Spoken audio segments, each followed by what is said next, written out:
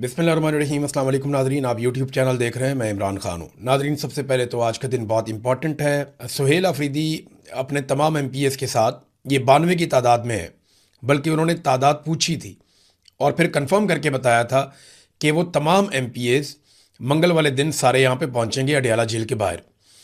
और ये प्लान किया गया था कि जितने भी ओहदेदार हैं पार्टी के, उन तमाम को अडयाला जेल के बाहर आना चाहिए।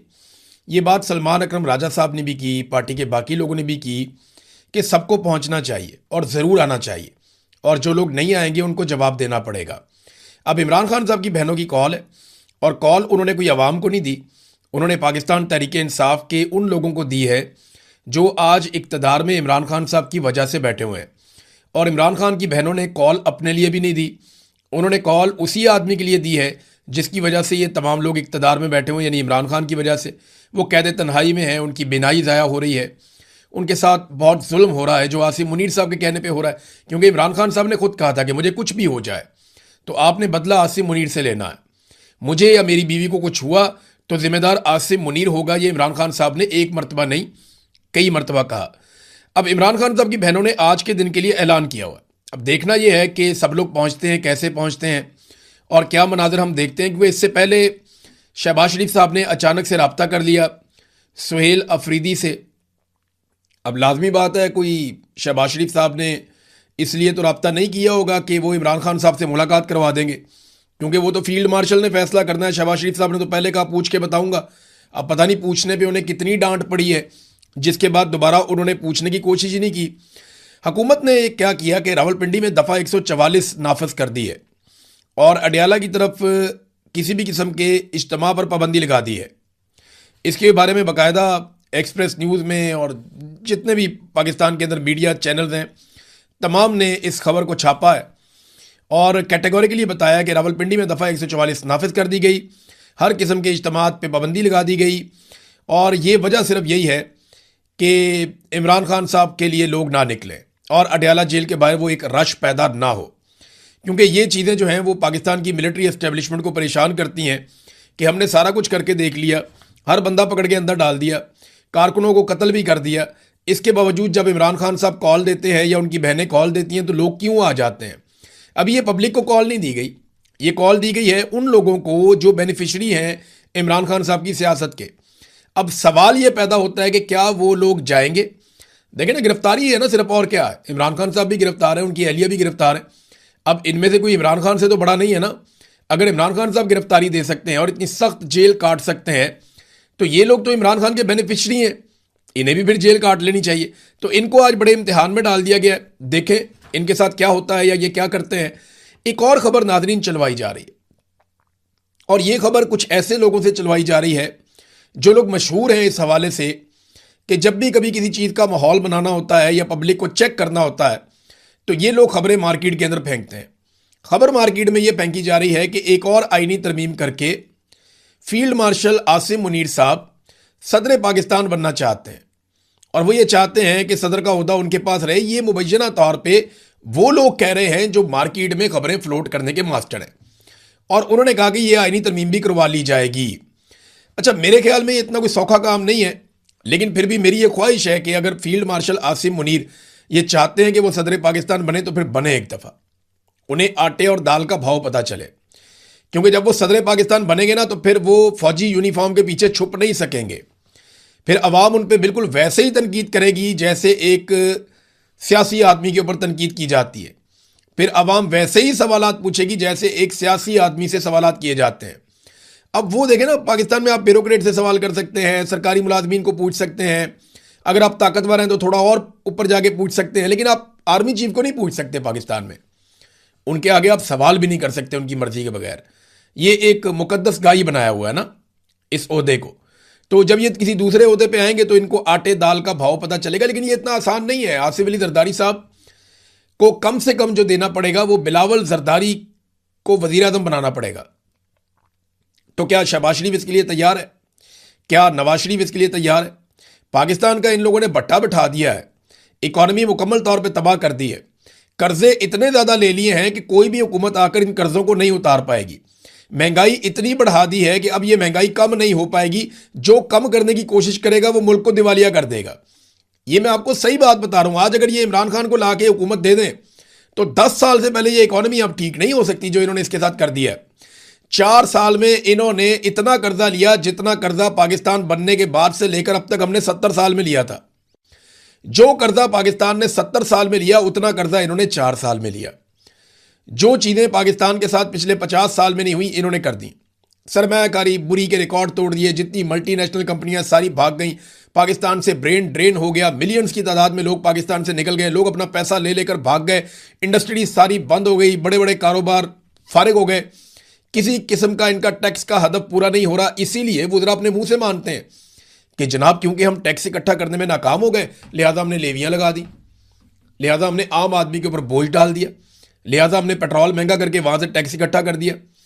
और मैं परवेज रशीद साहब को देख रहा हूं, ये गलत फहमी रही हम लोगों को कि परवेज रशीद कोई एंटी एस्टेब्लिशमेंट आदमी है, या हमें ये गलत फहमी रही कि परवेज रशीद जो है वो एक सच बोलने वाला आदमी है।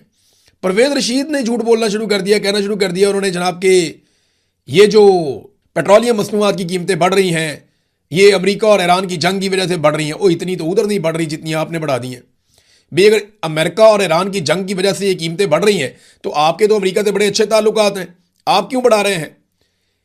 इंडिया के ताल्लुकात अमेरिका के साथ उतने अच्छे नहीं है, वो नहीं बढ़ा रहा। यानी इतनी श्रीलंका में नहीं बढ़ी, इतनी बांग्लादेश में नहीं बढ़ी, इतनी इंडिया में नहीं बढ़ी, इतनी अफगानिस्तान में नहीं बढ़ी, इतनी कीमतें तो नेपाल और भूटान में नहीं बढ़ी जितनी आपने बढ़ा दी हैं। बेड़ा गर्क कर दिया आपने पाकिस्तान का, पाकिस्तान के लोगों का, और आम आदमी की आपने कमर तोड़ दी। और आप डिले मुंह के साथ कह रहे हैं कि जनाब नहीं ये तो वहां जंग चल रही है, जंग की वजह से नहीं है। आपके वुज़रा खुद मान रहे हैं कि ये जंग की वजह से नहीं है, ये हमारी नालायकी की वजह से है कि हम टैक्स इकट्ठा नहीं कर पाए, लिहाजा अब हम लोगों का खून नचोड़ रहे हैं, हम पेट्रोल महंगा कर रहे हैं, महंगाई का एक तूफान लेकर आ रहे हैं। देखे ना इन्होंने पाकिस्तान के साथ किया क्या, दोनों भाइयों ने, नवाज शरीफ ने और शहबाज शरीफ ने। वैसे इसमें जरदारी ने भी हिस्सा डाला है, इसमें परवेज मुशर्रफ ने भी हिस्सा डाला है। सिर्फ एक लीडर इस मुल्क में आया इमरान खान जिसने इसमें हिस्सा नहीं डाला, बल्कि उसने इसमें कोशिश की कि कौम को इसमें से निकाले। और इसी वजह से पाकिस्तान की मिलिट्री एस्टेब्लिशमेंट उसकी दुश्मन हो गई, क्योंकि उनके लोगों के भी खांचे लगे हुए हैं। तो हर जगह पे जो है ना सबके खांचे लगे हुए हैं। ये जो आईपीबीज वाला मामला है इसके ऊपर मैं एक स्पेशल वीलॉग करने वाला हूं, थोड़ा सा काम रह गया, मुकम्मल करके फिर इसको तफसीली एक वीलॉग आपके सामने रखते हैं। तो बिजली सार्फिन से 3 सालों में 19 खरब वसूल किए गए, यानी 1900 अरब रुपया बिजली सार्फिन से 3 सालों में मौजूदा सरकार ने वसूल कर लिया। और ये टैक्स का पैसा है, ये इजाफी टैक्स वसूल किया, ये बिजली की कीमत नहीं है। बिजली के ऊपर जो टैक्स वसूल किया, जो इजाफी टैक्स वसूल किया, वो 3 सालों में 1900 अरब रुपया वसूल कर लिया इन्होंने, 19 खरब रुपया, आप अंदाजा करें। और पाकिस्तानियों को इन्होंने कहा था कि हम तो 300 यूनिट तक बिजली मुफ्त देंगे। इन्होंने कहा था कि जनाब हम तो आपको पेट्रोल लेने के लिए आप जाया करेंगे तो मोटरसाइकिल वाले को पैसे नहीं देना पड़ेंगे। इस किस्म के वादे करके इनका मंशूर मैंने निकाला है, पीएमएलएन का और पीपल्स पार्टी का। मैं एक आधे दिन में आपको मंशूर भी इनका पढ़ के सुनाता हूं, आपको बताता हूं इन्होंने क्या वादे किए थे और कौम के साथ इन्होंने क्या किया है। बहरहाल पाबंदी सिर्फ पाकिस्तान में एक ही बात पे है कि इमरान खान को बस उसकी आवाज़ ना आए, उसकी तस्वीर ना आए, जो आदमी उसके हक में बात करे वो बात नहीं सुनाई देनी चाहिए। कोई भी चीज़ जो इमरान खान से रिलेटेड है वो पब्लिक तक नहीं पहुंचनी चाहिए, बस इस एक बात पे पाबंदी है। बाकी आपने जो लुटमार करनी है आप करें। ये देखें ना बिजली सार्फिन से इन्होंने कितनी लुटमार की है, 3 सालों में 19 खरब वसूल कर लिए। वो इस्लामाबाद में 12 अरब रुपए का एक स्कैंडल भी आ गया जिसके अंदर कुछ ब्यूरोक्रेट भी मुलविस हैं। और गेम क्या डाली जनाब, पेट्रोलियम मसनूआत जो है इनको जखीरा करते हैं, इसके ऊपर मुनाफा कमाते हैं, लाओ अपना अपना पैसा जमा कराओ। कई लोगों ने हराम का पैसा कमाया हुआ था, 17वें 18वें 19वें ग्रेड के ऑफिसर, उन्होंने अपना पैसा इधर लगा दिया, बेचारे रोला भी नहीं डाल सकते कि अब बताना पड़ेगा ना पैसा आया कहां से। भाई जिसने करोड़ों रुपया लगाया वो तनख्वाह में से तो नहीं लगा सकता। अब ये सरकारी अफसरान ने अपना करोड़ों रुपया जो साइड पे किया हुआ था वो इस सट्टे में लगा दिया कि जनाब एक बहरान आया हुआ है, हम भी पैसा कमा लेते हैं।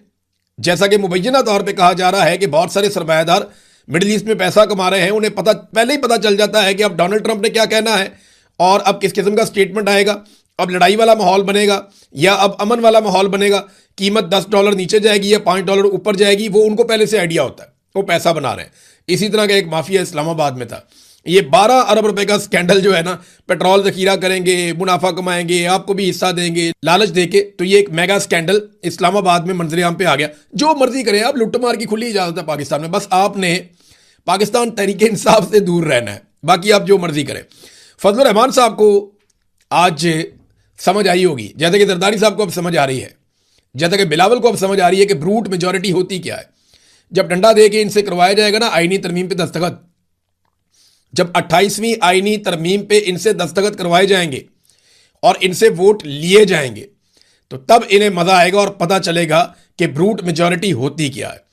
फजलुर रहमान साहब को सबने समझाया। मैंने उस वक्त भी कहा था कि बारी बारी सबकी बारी, लेकिन उस वक्त इनकी मौजें लगी हुई थी, इनको मजे आ रहे थे। आज फजलुर रहमान साहब कौमी असेंबली में तकरीर कर रहे थे, उनकी आवाज ही काट दी। आप अंदाजा करें कि फजलुर रहमान की भी आवाज बंद कर दी, जिसने इमरान खान की हुकूमत गिराने में मरकजी किरदार अदा किया था और एस्टेब्लिशमेंट का सबसे मेन मोहरा बना था। फजलुर रहमान साहब ने मेन मोहरे के तौर पे अपनी ड्यूटी की थी और उस वक्त इमरान खान की हुकूमत गिराने में सबसे कलीदी किरदार अदा किया था। आज जनाब कौमी असेंबली में इजहार ख्याल कर रहे थे, जब तक मीठी मीठी बातें की तब तक चलता रहा मामला, जैसे ही तनकीद शुरू की उनकी आवाज बंद कर दी गई। ये सबके साथ होगा, ये जरदारी के साथ भी होगा, नवाज शरीफ के साथ भी होगा, उनके बच्चों के साथ भी होगा। पाकिस्तान के हर सियासतदान को इसमें से गुजरना पड़ेगा, क्योंकि या तो आप फील्ड मार्शल की या जो भी उस वक्त का जर्नैल होगा, आप या तो उसकी बातें मानेंगे चुप करके या फिर आप सख्तियां बर्दाश्त करेंगे। दूसरा रास्ता कोई नहीं ये छोड़ेंगे। देखिए ना, इमरान खान ने कितना मौका दिया सबको, बहुत मौका दिया इमरान खान ने। इमरान खान ने अपने हिस्से की मार भी खाई, जो खुद गलती की उसकी भी मार खाई, और जो बाकियों ने किया उसका भी कुफारा अदा किया। इमरान खान ने लगभग पाकिस्तान की सारी सियासी क्रीम का कुफारा अदा कर दिया, इतनी मार खाई है। और इन सारों को बार बार मौका दिया कि आओ मिलकर बैठ जाओ, मिलिट्री एस्टेब्लिशमेंट को वापस बैरकों में भेजते हैं। जिस वक्त आसिम मुनीर की एक्सटेंशन का मामला चल रहा था, तो पीएमएलएन को इस बात का खतरा था और उनके लोग ये कहते थे कि अगर हमने आसिम मुनीर साहब को एक्सटेंशन ना दी तो वो पीटीआई के साथ मिलकर हमारी मंजी ठोक देंगे। तो उस वक्त इमरान खान साहब ने जेल से एक बड़ा सख्त पैगाम दिया और आसिम मुनीर साहब के ऊपर कड़ी तनकीद करते हुए नवाज शरीफ और जरदारी को मौका दिया कि लो, मैं कोई डील नहीं करता, मैंने तुम्हें फिर प्लेट में रख के दे दिया, आओ जमहूरियत के लिए इकट्ठे हो जाए। लेकिन ये छोटे छोटे वक्ती मफाद के लिए इन्होंने बहुत बड़ा सियासतदानों का नुकसान कर दिया। आज सियासत पाकिस्तान में इतनी कमजोर हो गई है, उसके लिए इमरान खान साहब ने इनको मौका दिया था कि इस सारे मसले में से आप निकल जाएं, मैं कोई डील नहीं करूंगा और निकलो इसमें से और मिलिट्री एस्टेब्लिशमेंट को वापस बैरक में भेजो, हम पाकिस्तान में नया इलेक्शन करवा लेंगे। देखें ना, अब इमरान खान परफॉर्म करेगा तो ठीक है, नहीं करेगा तो वापस किसी और की बारी आ जाएगी। जमहूरियत तो ऐसे ही होती है। लेकिन इन सारों ने ये चुना कि हमने जूते पॉलिश करने, अब जूते पड़ने का टाइम आ गया इनको। जरदारी साहब बदमजा हो रहे हैं, फजलुर रहमान साहब की भी आवाज कट रही है, तो बारी बारी सबकी बारी है, मैंने बहुत दफा कहा और अब ये होता हुआ आपको दिखाई भी दे रहा है। नाजरीन, ट्रंप के कुछ स्टेटमेंट्स आए हैं। अब क्योंकि हम बैनुल अक़वामी खबरों की तरफ जा रहे हैं तो मैं कुछ चीज़ें आपके सामने रखता हूँ। डोनाल्ड ट्रंप के जो गुज़िश्ता 24 घंटे के बयानात हैं, क्योंकि ईरान ने जब तजावीज़ वापस भेजी तो डोनाल्ड ट्रंप को उसकी